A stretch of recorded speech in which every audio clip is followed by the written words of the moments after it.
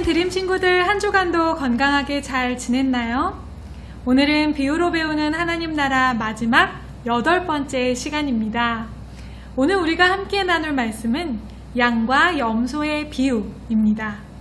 먼저 오늘 주시는 본문 말씀을 함께 읽어보겠습니다. 임금이 대답하여 이르시되 내가 진실로 너희에게 이르노니 너희가 여기 내 형제 중에 지극히 작은 자 하나에게 한 것이 곧 내게 한 것이니라 하시고 아멘. 오늘 본문 말씀의 내용은 이렇습니다. 마지막 때에 예수님께서 임금처럼 세상을 심판하러 오십니다. 사람들을 양과 염소로 구분하여 나누듯이 나누신다고 하셨는데요. 그것은 우리의 마지막 때의 사람들을 의인과 악인으로 구분하신다는 것을 의미합니다. 그리고 오른편에 구분하여 든 의인들에게 말씀하십니다. 너희는 이제 하나님 나라에 들어가라. 너희는 내가 배고플 때에 먹을 것을 주었고 목마를 때에 마실 것을 주었고 나그네일 때 대접했고 입을 것이 없을 때 입혀주었고 병들었을 때 돌봐주었고 억울하게 감옥에 갇혔을 때 찾아와 주었다 라고 말입니다. 그러자 오른편에 서 있던 의인들이 의아해하면서 오히려 예수님께 여쭙니다. 저희가 언제 그랬나요? 그러자 예수님께서 말씀하십니다. 아주 작은 자를 도와주는 것이 바로 나를 도와주는 것이다. 아멘. 이번에는 왼편에 구분한 염소와 같은 악한 자들에게 말씀하십니다. 너희는 영원한 불에 들어가라. 너희는 내가 배고플 때, 목마를 때, 나그네일 때, 입을 것이 없을 때, 병들었을 때, 억울하게 갇혔을 때 나에게 조금도 신경 쓰지 않았다. 그러자 악한 자들이 말합니다. 우리가 언제 그랬나요? 그러자 예수님께서 말씀하십니다. 아주 작은 자를 돌아보지 않은 것이 바로 나를 돌아보지 않은 것이다. 의로운 사람은 영원히 하나님 나라에서 살고 악한 사람은 영원히 벌을 받는다. 아멘. 우리는 이 이야기를 들으며 이렇게 생각합니다. 나는 과연 양인가 염소인가? 나는 마지막 때에 의인으로 인정받고 천국에 가게 될까? 아니면 악한 삶으로 심판받게 될 것인가? 결과에 관심을 가지게 되는 것입니다. 그런데 그것보다 더 중요한 것이 있습니다. 우리가 하나님의 자녀로 이 땅을 어떻게 살아가느냐? 하나님께서는 과정을 더 귀하게 여기시고 중요하게 생각하시는 것입니다. 마지막 때에 예수님께 선택받고 천국을 가게 되는 사람들은 지극히 작은 사람들, 즉 배고프고 집이 없는 사람들, 입을 옷이 없는 사람들, 병들어 있는 사람들, 그리고 억울한 일을 당한 사람들을 사랑으로 섬긴 이들입니다. 세상에서 멋있고 능력있고 힘있고 잘난 사람들이 아니라 세상에서 가장 별 볼 일 없고 가장 주목받지 못하며 가장 관심받지 못하는 그런 사람들을 사랑으로 돌본 것입니다.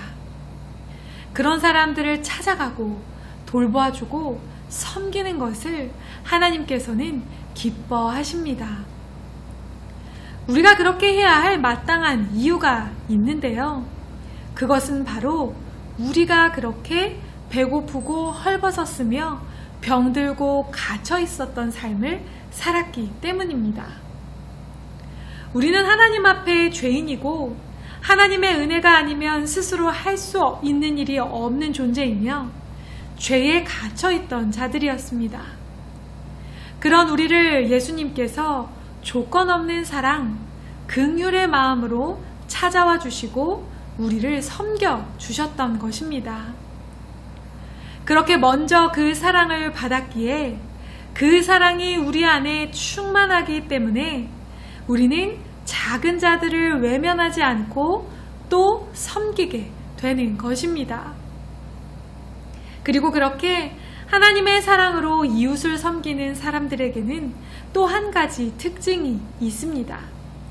그것은 내가 그런 훌륭한 일을 한 적이 없습니다 라고 여기는 것입니다.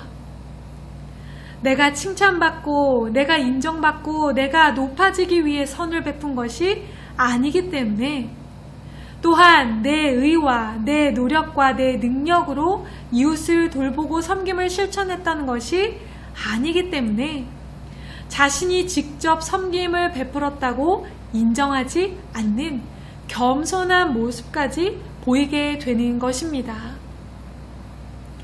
하나님께 받은 사랑이 큰 사람은, 그리고 그 사랑이 정말 감사하고 감격스러운 사람은 자신의 능력과 의지로가 아닌 충만하게 채워진 하나님의 사랑과 하나님의 능력으로 일부러 억지로가 아니라 자연스럽게 사랑의 섬김을 베풀게 되기 때문입니다.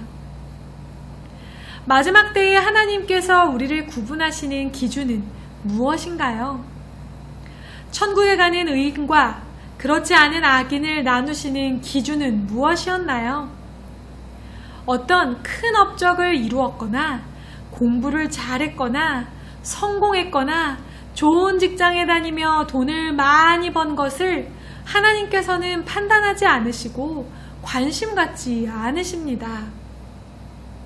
우리가 살면서 얼마나 하나님의 사랑을 나누고 베풀고 실천하였는지를 하나님께서는 보신다는 것입니다.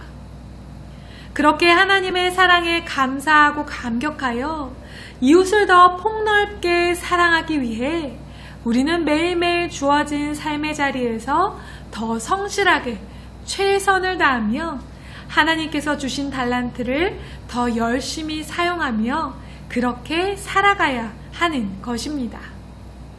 그리고 그런 사람들이 천국의 주인이 됩니다. 또한 그런 사람들이 함께 모여 살아가는 세상이 바로 이 땅 가운데 임한 하나님의 나라가 됩니다. 그래서 이사야 말씀에는 하나님 나라에 대해서 이렇게 예언하고 있습니다.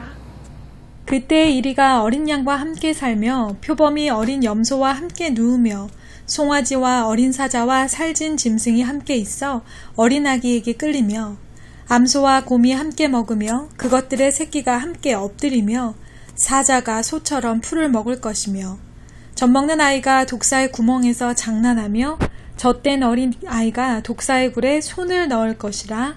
아멘.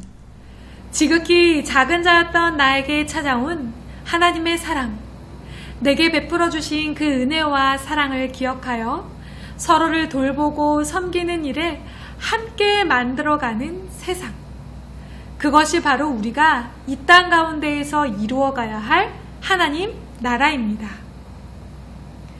하지만 지금 우리가 살고 있는 세상은 아직 하나님 나라가 아닌 것 같습니다.